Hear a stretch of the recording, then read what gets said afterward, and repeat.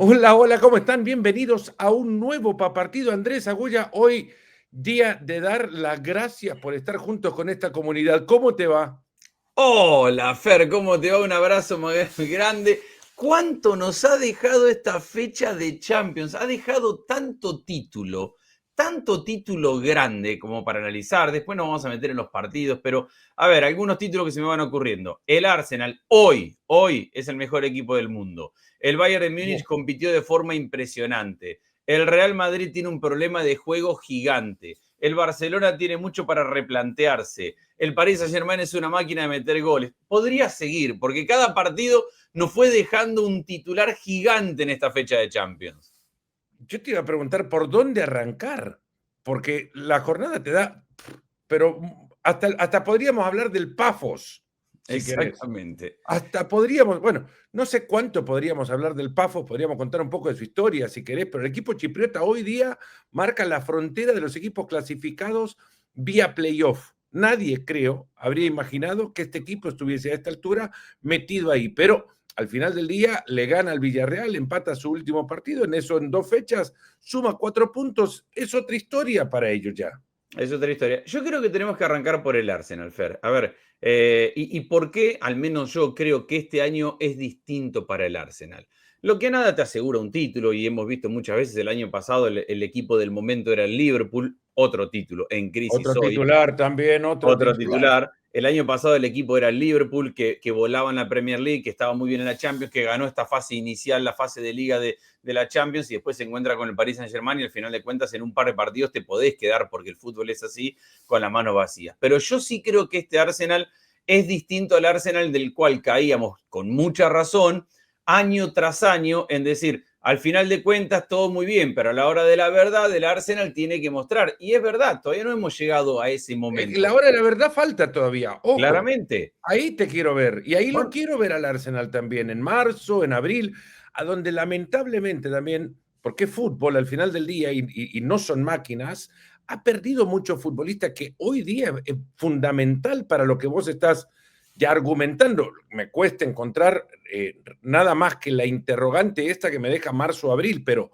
hoy día, en esta fecha, el Arsenal es, yo creo que indiscutiblemente, el mejor equipo de Europa y se le puede poner otro equipo a la par si querer. Hablaba del Paris Saint-Germain y la máquina de hacer goles. No se puede negar que es un enorme equipo el Paris Saint-Germain y que puede estar al lado del Arsenal. Sí, mejores equipos que el Arsenal.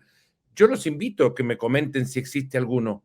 a ver, nadie ganó una Champions en noviembre y después seguramente cuando llegue la hora de la verdad y eliminación directa, te pueden pasar cosas. Podés dominar el partido y perder y podés jugar mejor que tu rival y quedar afuera y eso quedará en el contexto del análisis de aquel momento. Yo creo que hay diferencias de este Arsenal hoy. Primero y principal, primer tiempo contra el Bayern de Múnich, otro equipo que yo considero en los top 3 del mundo hoy. Arsenal, Bayern de Múnich y Paris Saint-Germain. Primer tiempo, partido parejo, partido apretado, cada uno marca diferencia desde su idea. ¿Cuál es su idea? El Arsenal, más allá del dominio, por momentos pelota larga, del control, la pelota parada la ejecuta mejor que nadie. Hoy por No, hoy nadie trabaja es una mejor. escuela. Es una escuela y la pelota parada le da el gol en el primer tiempo. ¿Cómo responde el Bayern Múnich? Con una gran pelota de Kimmich en profundidad y con este chico Carr que entra por el medio, que es la gran revelación porque ha mejorado seguramente una fase de ataque porque no lo tenía a Lucho Díaz por el medio y se pone 1-1. El segundo tiempo, cuando arranca el segundo tiempo, los primeros 20-25 minutos, hay un Arsenal Fer que tiene una determinación por ir a jugar el partido, por ir a ganarlo, por quitarle la pelota, por encerrar al Bayern de Múnich. Hay una sucesión de pelotas paradas que lo tiene rezando a Neuer y al Bayern de Múnich porque esa sucesión de pelotas paradas lo va hundiendo, lo va metiendo adentro del área. Entonces, cuando yo veo este Arsenal, que no lo tiene a Odegaard, juega los últimos minutos, pero brilla ese, lo puede rotar a Calafiori, lo tiene a Lewis Kelly, lo tiene a Mosquera por banda izquierda. Y así podemos ir. Martinelli entra en el segundo tiempo para meter un gol con las piernas frescas para contragolpear en un 3-1, error de Neuer que absolutamente cambia todo el partido. Yo le veo mentalidad, personalidad, pero además una profundidad de plantel, Fer, que hoy muy pocos tienen en el mundo. Bueno, ya hablabas, Odegaard, por ejemplo, era una de esas figuras que ausente por lesión en algún momento de la temporada anterior, por ejemplo, se notó muchísimo. Antes de eso también al Arsenal le hacía falta una mitad de cancha que pudiera controlar partidos, que pudiera, con sentido futbolístico, pudiera generar espacios a partir de las decisiones que tomasen los mediocampistas. Creo que hoy el Arsenal tiene, y no es para abrir un paréntesis, ni salir ni cambiar de destino, pero cuántas veces no habría querido, y lo quiso Xabi Alonso, contar con un mediocampista como Martín Zubimendi, que entiende el fútbol como muy pocos hoy día, el fútbol de ahora, el fútbol de ese nivel, el fútbol rápido que no te permite pensar, que cuando tomas la decisión es antes de recibir la pelota, que sabe a dónde debe jugar su equipo, por mucho que existan opciones, libertades de juego por algún costado, que sabe perfectamente que la jugada debe recurrir o transitar por otro lugar. Entre Zubimendi y ese me parece que está la gran decisión que toma Mikel Arteta en el partido, porque hay en ese intercambio posicional, hay una virtud enorme del entrenador para reconocer por dónde le puede hacer daño al equipo que tiene enfrente. No Sí, es que mira, plante o arme el equipo en función de lo que le pone el Bayern Múnich adelante. Es que arma las situaciones de juego en función de lo que le puede hacer al Bayern Múnich. Y esto me parece que lo deja a Mikel Arteta, perdón, extremadamente bien parado después de este partido, creo, porque también es un tremendo entrenador, para mí a veces demasiado eléctrico, de esos que se ponen muy nerviosos en la banda y que de repente pueden transmitir ese nerviosismo a su plantel, pero es que la decisión esta me parece que ha dejado a Merino, a Arteta entrenador, lo ha dejado en otro nivel. Y creo que con una confianza que los jugadores mismos reconocen, pueden ellos tener en él. A ver, mira, varias cosas con respecto a lo que estás diciendo. Primero, tiene esta formación flexible que cuando retrocede, Declan Rice es el volante por izquierda, Zubimendi es el volante central y ese es el volante por derecha. Cuando ataca, tiene una cuestión que es fascinante y es el lateral izquierdo. Ayer era Lewis Kelly, otra vez lo hace Calafiori. Pasa a ser el volante por izquierda. Entonces Declan Rice pasa a ser el volante de contención. Entonces Zubimendi pasa a ser el volante por derecha. Entonces ese pasa a ser el media punta. Y ahí te genera una trampa. Vos hablabas recién de ese intercambio de posiciones. Te genera una trampa porque no lo tiene a Gyökeres, otro ausente. Después podemos debatir si tiene más o menos impacto, pero no tiene un centro delantero de área. Ayer te pone a ese con Merino, que ninguno de los dos es centrodelantero y ninguno de los dos termina siendo un enganche y al final los dos son las dos cosas. Porque te genera esa dinámica donde muchas de las situaciones de peligro son con ese de centrodelantero y con Merino retrocediendo a ser el media punta. Y después ese intercambio también pasa cuando Merino va a ser el que termina la jugada dentro del área y ese es el que sale. Entonces vos ves a los centrales del Bayern de Múnich.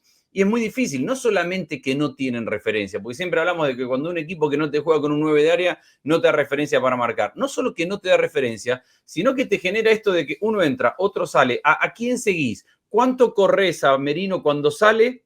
¿Qué espacio te genera para ese? Cuando te recibe ese adentro, Merino está de frente. Esa dinámica entre los dos, sumale a Saka que viene hacia adentro. Ayer arrancó Trossard, después se terminó lesionando en el primer tiempo. Esa dinámica entre los dos delanteros, más la dinámica que vos mencionabas de ese intercambio de posiciones en la mitad de la cancha, más un equipo que, mira, ayer no lo tiene a Gabriel. ¿No lo tiene Gabriel Jesús? No lo tiene a Gabriel Jesús. ¿No lo tiene a Gyökeres? No lo tiene a Havertz. No lo tiene a Havertz. Ahí mismo, no sé si jugaría alguna vez Arteta con Gabriel Jesús y Gyökeres juntos, pero ahí mismo tenés a tres jugadores y Odegaard sale desde el banco. Ahí mismo tenés para probar lo que vos has dicho. Piero Hincapié ni lo usa. Piero Hincapié sería un central titular, creo, si hay 36 equipos en la Champions, sería titular en 34 de ellos. Bueno, fue titular el fin de semana y los rota, justo eso te iba a decir, mira, no está Gabriel, el defensor. Pero es el Bayern. Claro, bueno, y no está Gabriel. Y lo descansa Calafiori que entra en el segundo tiempo y lo descansa a Piero Hincapié o tiene alguna molestia y termina jugando con Mosquera. Entonces, desde el lugar que analices a este equipo, no solamente que tiene una idea fascinante con todo esto que hablamos de intercambio de posiciones, rotación, movimiento, presión, sabía, y lo decía Declan Rice ayer, que el Bayern de Múnich los iba a perseguir 1-1 en toda la cancha y que eso les obligaba a un esfuerzo mental de estar concentrados, entendiendo que el partido era distinto que contra otros rivales. Hoy es el mejor equipo del mundo, sin lugar a dudas. Habrá que ver, la historia es larga. También se ha ganado que aquellos que no quieran creerle al Arsenal tiene derechos, porque el Arsenal históricamente ha caído en la parte final. Yo a este Arsenal no digo que va a ganar la Champions, porque repito, ganar la Champions es una pelota en el palo, un día que tuviste mal, un día que tuviste mal. Pero que este Arsenal termina la temporada ganando títulos, se lo merece por cómo está jugando el día de hoy. Has hablado de títulos antes, vamos antes de meternos en otro titular nada más, solo un repaso rápido. El Atlético de Madrid lo gana al 93, ¿viste la reacción del Cholo Simeone? Vi todo, arranca el Atlético de Madrid ganando, metiendo un gol temprano en el partido con Julián Álvarez, que ya es el tercer máximo goleador del Atlético de Madrid en la Champions. Reacciona el Inter, termina el primer tiempo apretando pero sin lograr empatar. El segundo tiempo del Inter, el arranque, el segundo tiempo del Inter parecía que lo goleaba ya. Es brillante, el arranque del segundo tiempo del Inter es brillante, 20 minutos sensacionales, empata el partido y hay que destacarle al Atlético de Madrid la reacción. Porque después de que esos 20-25 minutos del segundo tiempo el Inter lo pasa por arriba, le empata el partido y genera el momento donde el equipo que alcanza casi siempre termina por dar vuelta el partido, Simeone mete 3 cambios, el equipo empieza a empujar, domina la parte final y viene el gol dramático de Jiménez, que lo necesitaba. El Atlético de Madrid tiene una forma de... Bueno, tiene unos momentos de juego, creo que ya están determinados, y sobre todo en esta temporada, se le ha visto clarísimo, los ha marcado en otras campañas, pero en esta temporada, el Atlético de Madrid te suele marcar temprano los goles. Creo que han sido todos los partidos de la temporada, no sé, 18, 20 partidos que han jugado, en 3 o 4 de ellos nada más no han marcado el primer gol. Luego de eso, el Atlético de Madrid se pone adelante en cada compromiso y le cuesta mucho jugar lejos de la tensión, de la premura, de la dinámica de juego que te obliga, de la obligación de ir hacia adelante. Cuando el equipo conscientemente debe controlar el partido desde la posesión, desde manejar la mitad de la cancha, el Atlético va perdiendo eso, va perdiendo la pelota, va perdiendo espacio, va retrocediendo y va cayendo en el lugar en el que le permite a un equipo como el Inter, en condición de visitante, dominarte como lo hizo sobre el final de la primera parte y sobre el arranque del segundo tiempo, donde regularmente el Atlético va con otra respuesta, pero en este momento fue dominado por el Inter. Tras el empate se ve, de nuevo, ese Atlético que desde la personalidad que transmiten los entrenadores ya tiene instalado que lo que mejor le viene es esa tensión de ir a buscar el resultado en su casa, sobre todo, donde pesa muchísimo el Metropolitano y creo se notó muchísimo en el partido que se jugó ante el Inter ayer. Eso fue, creo, un golpe enorme para el Atlético, porque la tabla de posiciones estaba urgido de meterse de nuevo ahí en ese pelotón de equipos, aunque no clasifique directamente, cerca puede estar, pero tiene que enlazar un par de resultados. Necesitaba la tranquilidad de saber que está ahí metido en el corazón de los equipos de playoff.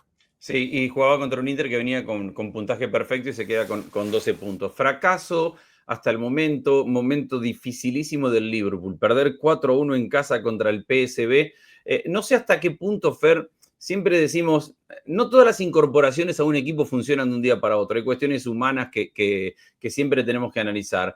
No tenemos que dejar de recordar que este equipo arrancó la temporada perdiendo a un integrante de su familia. Es difícil medir desde afuera hasta qué momento eso les va a generar una situación donde los sacó de la preparación, del juego, del día a día normal, el ir a entrenar todos los días y no tener a un amigo, a un compañero. ¿En qué momento, si es que hay algún momento en el cual empieza ese sentimiento a ser un poquito más liviano o a quedar en el tiempo y te podés enfocar más? La realidad es que hoy, y de forma increíble, el equipo que ganó la Premier League el año pasado, el equipo que dijimos por buena parte de la temporada era el mejor equipo del mundo, ha perdido 9 de los últimos 12 partidos en toda competencia. Que sea goleado por el PSV en casa es una vergüenza gigante, bueno, sin menospreciar al PSV, Fer, pero no es que eso es lo que no quería llegar. Hay que recordar que el PSV le metió 6 al Napoli. Sí, no hay que menospreciar el PSV. Pero, a ver, estamos hablando de un equipo que ha invertido 500 millones de dólares a una base que ya era muy buena, que tiene prácticamente todo el plantel a disposición. Le puede faltar, creo que le faltaba Birds ayer que estaba lesionado. Siempre te puede faltar algún jugador, pero no pasa por ahí. La realidad es que este equipo, y lo vi también el fin de semana en la Premier League, le meten un gol y se cae. Es como que mentalmente pasa a ser un castillo de naipes. Le meten un gol y ¡pum! Se cae y no lo levanta nadie a Hay este una cosa Liverpool. que yo no quiero dejar pasar y es que para mí, y tiene muchísimo mérito, aquellos equipos que van y quieren mejorar desde el éxito, creo que están planteando un proyecto para el crecimiento del plantel, un proyecto que perdura en la victoria, que permite que las victorias perduren.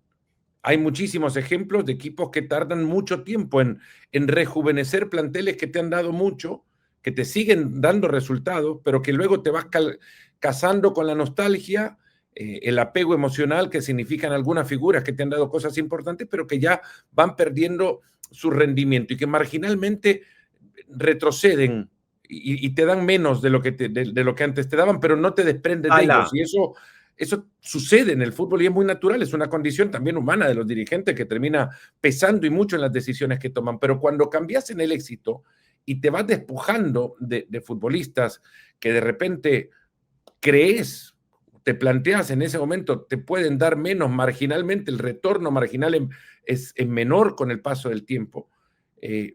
Traen nuevos jugadores de muchísima calidad, porque el precio así lo dice también, porque no han pagado, has dicho ya la cifra que han invertido, no has pagado poco por los jugadores que compras. Asumís el riesgo también de que estos futbolistas no calcen y no actúen inmediatamente como actuaban aquellos de quienes te desprendiste, pensando que te iban a dar menos retorno en la temporada que sigue.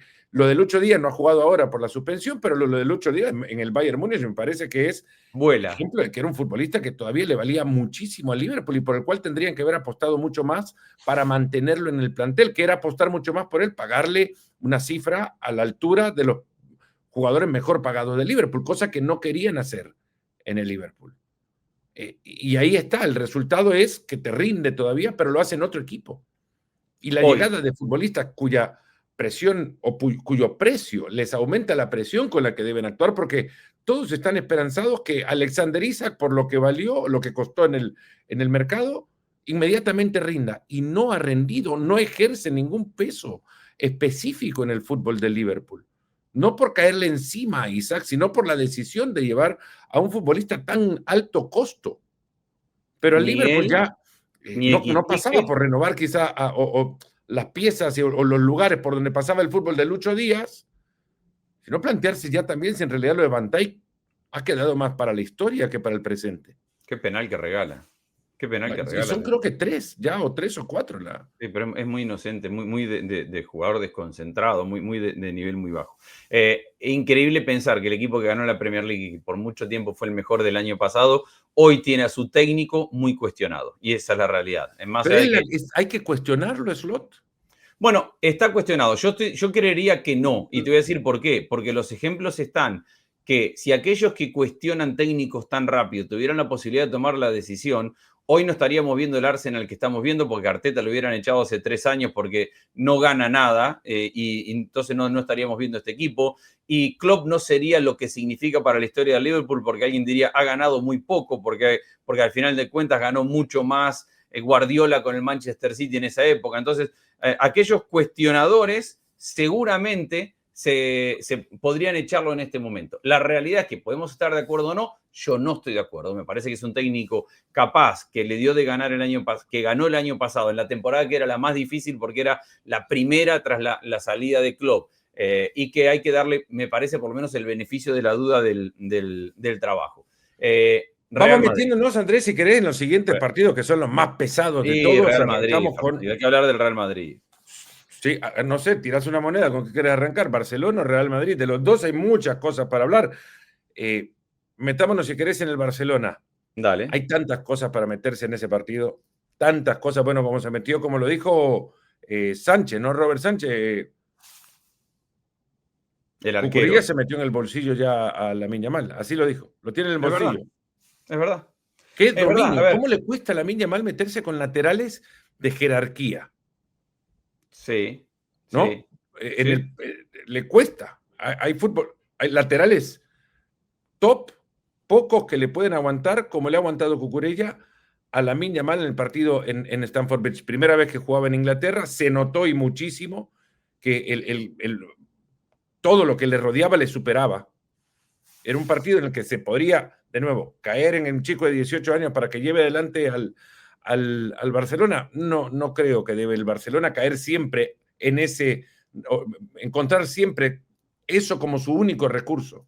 ¿Habría que reclamarle a otros también? Sí, seguramente. Otro partido habría sido de Ferran haber marcado el que tuvo mano a mano en el primer tiempo. Y a lo mejor era otro partido sin la expulsión de Araujo, y de eso también podemos hablar. Hay dos partidos que es 11 contra 11 y 11 contra 10, y en los dos partidos mereció ganar el Chelsea. 11 contra 11 y 11 contra 10, en ambos partidos mereció ganar el Chelsea. Me pareció, uno, brillante el Chelsea en arrancar el partido sin apuro. Lo dejó al Barça los primeros 10 minutos, asentó el partido, esperó que superara el impacto inicial y después empezó con una máquina de jugar. Dos, le persiguió, le puso los tres volantes en el medio, Caicedo, Reece James y Enzo Fernández. Y con los tres le hizo marca 1 contra 1 a los tres volantes del Barcelona. A Intensidad Fermín, que el Barcelona no ve en su liga. no ve en su liga y aparte con una persecución individual a Fermín, a Eric García que juega volante central y a De Jong que no había sufrido el Barcelona. Entonces ya con los tres apretados no sabía cómo sacar la pelota y le dividió permanentemente. En eso de no saber cómo sacar la pelota, hay una referencia estadística que me parece que merece mucho la pena. Es que es en esa presión de pelota, en esa intensidad que el Barcelona no ve regularmente en la Liga Española, que la ve ante pocos equipos, que puede verla frente al Elche, porque así marca, que puede verla con la intensidad que juegan contra el Real Madrid, que puede verla contra el Atlético, y que ya la ha visto y que le ha costado. Esa intensidad con la que se juega en Inglaterra y que la están poniendo de manifiesto los equipos ingleses para sacar mejores resultados con mayor regularidad, te obliga también a que pensés rápido, actúes mucho más rápido, que te anticipes a la presión y que entregues la pelota correctamente a un compañero libre.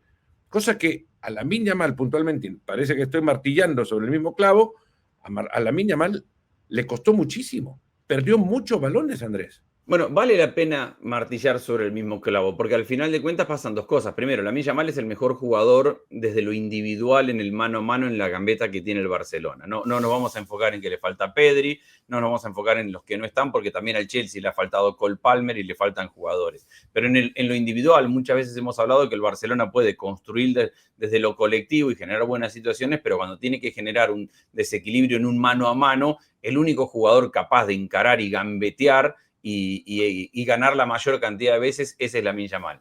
Cucurella me parece que fue brillante, y hablaba de los delanteros de jerarquía, de los laterales de jerarquía, porque Cucurella no cayó por la experiencia y por la jerarquía que tiene, en la de saltar a marcar a Lamine Yamal. Lo esperó, lo esperó, y cuando a Lamine lo esperás, le llega la segunda marca y le ganó, y cuando tuvo que ser físico para encimarlo y que no se pudiera dar vuelta, lo hizo y lo terminó frustrando. Y Lamine Yamal, en vez de ser la solución que con una gambeta te abre un espacio, termina siendo un problema, porque al final de cuentas se la das para que te solucione, tampoco le ofreces alternativas, porque no es que Lamine Yamal levantaba la cabeza y tenía 5 jugadores a los que darle la pelota. Muchas veces ni podía levantar la cabeza, como bien decís, por la intensidad, y muchas veces trataba de encarar y de definir solamente él, y perdió. Muchas veces, Andrés, yo lo he dicho en muchísimas ediciones de Champions League, hay modelos de juego que de repente van prevaleciendo. A los ingleses les costaba mucho Europa en algunos tramos de la última década y media, si querés, porque en Europa de repente había mucho más equipos como el Barcelona de Guardiola, que te movían la pelota a una velocidad que en Inglaterra no la movían. Con un ritmo y una precisión que en Inglaterra de repente les costaba porque no lo veían regularmente en la Premier League. Ahora me parece que está la tendencia enfocada ya, si lo ves desde el punto de vista del Arsenal, del que ya hablamos, desde el punto de vista del Liverpool, que aunque no le va bien, trata de ejercer ese estilo de juego. Desde el punto de vista ahora del Chelsea, son equipos que te juegan a una dinámica que pocas ligas pueden decirse tener tantos equipos que juegan a esa dinámica. Y la están trasladando a un terreno a donde ya esto los ingleses los lleva en su mayoría, a dominar. O por lo menos desde el juego a prevalecer. Sí, claro. Quizá en el resultado no, pero desde el juego a imponer una manera de jugar, si no les igualás en la intensidad y la dinámica de juego, desde ahí el partido lo empezás a ver desde atrás y cuesta arriba. Y esto me parece que es una tendencia de la Premier que le está generando ahora una ventaja competitiva. Estando totalmente de acuerdo, dos cosas. Primero, el Barça recae en la Lamine Yamal porque todavía no tiene una alternativa válida por izquierda. Al final de cuentas, Ferran es un buen suplente, pero no es un jugador diferencial por la banda izquierda. Rashford estuvo en el banco y no ha sido un jugador diferencial. Rafinha no está todavía para volver de titular. Cuando Rafinha lo haga, seguramente el Barça será mejor. Dos, Araujo, Fer. Araujo ha pasado de ser un central top del mundo a un central en el cual el Barça no puede confiar, que es errático, que se come una tarjeta amarilla, la primera que puede ser debatible, pero la segunda, es imperdonable. Sabiendo que está jugando con amarilla. De un central ya de esa jerarquía, en ese tipo de club, en ese tipo de juego, no podés llegar a caer en esa acción ya con una tarjeta encima. Yo arrancaba la temporada pensando que Araujo había recuperado muchísimo de aquello que le faltó la temporada anterior. La velocidad por la lesión, la velocidad para poder cerrar y achicar. Eso ya lo tiene. No lo ha perdido, lo ha recuperado incluso y quizás hasta se podríamos decir que lo puede mejorar. Pero hay cuestiones que no son atléticas, son totalmente futbolísticas. Y esto Araujo le va a pesar muchísimo, muchísimo. Porque yo creo que ha perdido mucha confianza de sus compañeros mismos para que ellos puedan confiar en que él va a cerrar no solo a tiempo, sino futbolísticamente de una forma correcta la jugada. Hablando de confianza, la previa del partido del Real Madrid visitando el Olympiacos estuvo marcado por la confianza que se tenían entre jugadores y cuerpo técnico. Si los jugadores le creen a este cuerpo técnico, si el cuerpo técnico entiende lo que es ser técnico y manejar un club como el Real Madrid, si el Real Madrid es un plantel y ha sido siempre un club de jugadores y no tanto de táctica, vuelve a ganar, mete 4. Le gana de visitante al Olympiacos 4-3. Noche brillante de Mbappé que mete 4 goles. Me parece una buena noche de Vinicius en cuanto a su injerencia en el suficiente, juego. Andrés, para que se diga que la crisis y los futbolistas cuestionados ahora ya no tienen argumentos para que se les cuestione o que cuestione Xavi su juego. A ver, me parece que el juego del Madrid es desastroso en general, que aprovecha la pegada que tiene de una gran noche de Vinicius y de una gran noche de Mbappé. Primero y principal porque son muy buenos jugadores. Segundo porque aprovechan que el Olympiacos es un equipo ofensivo, que creen ir hacia adelante. Entonces, si vos le das a Vinicius y Mbappé el espacio que le dio el Olympiacos para correr, para que Vinicius tenga el 1 contra 1, te van a hacer un nudo la mayor cantidad de situaciones. Y de ahí vienen las situaciones del Real Madrid. No tienen ningún pecado en eso, pero la realidad es que se le dio la tormenta ideal. Es decir, arranca y por más que arranque abajo, arrancando abajo aún así tiene espacio para atacar. Vinicius puede correr, Vinicius le mete una pelota a la espalda de los defensas para el gol del empate de Mbappé con medio campo. Pero ¿qué hay de diferencia, Andrés, entre lo que ves hoy y lo que se veía la temporada pasada? Que al Real Madrid el espacio es oxígeno, como para todos, claro, pero tenés que tener corredores para que puedan aprovecharlo. Y los tiene con Vinicius y Mbappé. Le están dando el espacio que Xavi habría querido no renunciar a él, pero habría querido provocarlo en un campo más reducido, no a campo abierto y a las carreras para que este equipo sea un equipo de transición con el sello de otros entrenadores, menos el de Xabi Alonso. A ver, pero aprovechar el espacio no está mal. El hecho es que no lo vas a tener. Absoluto, pero claro, jugar a ello, que esto sea tu mejor argumento, cuando tenés un entrenador que presuntamente llegaba con la capacidad para poder generarlo a partir del juego y la asociación, esto me parece que deja a Xabi Alonso, por mucho que hayan ganado, por mucho que digan que la crisis ahora se termina por este triunfo, en el Madrid, lo dijo Ancelotti hace poco, un empate arranca una crisis. Bueno, imagínate 2 empates de liga, la derrota contra el Liverpool, pero te han metido 3 goles también. A ver, es que hablando de espacio, el problema no pasa por cómo el Madrid aprovecha los espacios que tiene a favor. El problema es que tiene un caos en la mitad de la cancha, donde lo que tiene es un espacio gigantesco en el centro. Es decir, con facilidad le pasó con el Elche, le vuelve a pasar ahora con el Olympiacos, con mucha facilidad, le reciben entre líneas por el medio, porque quienes jueguen por el centro, me parece que es un equipo carente de estructura defensiva. Entonces quedan expuestos siempre los defensores. Jugó carreras con Asensio de defensa central, pero muchos apuntarán a ellos y son parte responsable. Pero cuando vos tenés por delante un espacio gigante, porque los volantes que tiene el equipo, salen a perseguir, por indicación del técnico seguramente, salen a perseguir marcaciones individuales y pierden o llegan tarde y lo que te hacen es generarte un espacio. ¿Cómo pretendés que el central defienda la zona y defienda el espacio que tiene por delante? Va a quedar mal parado siempre. Entonces, me parece que hay una cuestión de falta de entendimiento, porque yo sí creo que Xabi Alonso es un gran entrenador. Si pudo ser no se duda. Claro, no se duda. es un Mirá gran lo que ha hecho entrenador. con el Leverkusen ahora, que como tal no ha encontrado una forma de comunicarle a los jugadores que ahora tiene, que estamos ya cerrando noviembre y sus futbolistas todavía no han sido capaces de, salvo aquel partido contra el Barcelona, ejecutar algo parecido a lo que Xabi Alonso quiere ver de un equipo suyo, si tomamos en cuenta lo que hemos hablado de él antes de la Real Sociedad, en el Bayer Leverkusen, de imponer algo del sello de Xabi Alonso a su fútbol, que no lo quiere ver o lo quiere mostrar, sí, pero a los futbolistas los tenés que convencer y parecen no estar del todo convencidos. Hay algo que pasó este fin de semana y me parece que lo dijo Xabi Alonso en la conferencia de prensa y lo dijo Mbappé. Creo que el gran paso que da el Madrid el fin de semana, si es que da alguno, es que internamente, y eso es una sensación que viene, o una indicación, un mandato que viene desde arriba. Xabi Alonso es el proceso. Xabi Alonso es el técnico, Xabi Alonso está para quedarse. Entonces, los jugadores entendieron que se tienen que encolumnar atrás de Xabi Alonso y lo dijo Mbappé cuando salió a hacer declaraciones después del partido y lo dijo Xabi Alonso cuando dice, postpartido, lo más interesante pasó por dentro. Ahora, estás 4-3. El equipo defiende mal, está muy emparchado porque hay algunas variantes que tiene que hacer, como sacar a Camavinga, que había jugado un buen primer tiempo. El equipo está... Y en minuto 90 lo sacás a Vinicius, que te juega un gran partido, para poner a Fran García de extremo por izquierda para defender. Primero, no haces otra cosa que denotar el susto que tenés del momento. Segundo, evitás un mimo a Vinicius, con toda la mala relación que ha tenido con Vinicius en cuanto a sus decisiones y reacciones. Si como líder querés reencaminar, y Vinicius sale correctamente y no hace nada, querés reencaminar tu relación y querés reencaminar tu control y tu fortaleza y tu liderazgo frente al plantel, dale el mimo a Vinicius que termine el partido si lo venís sacando en todos los partidos.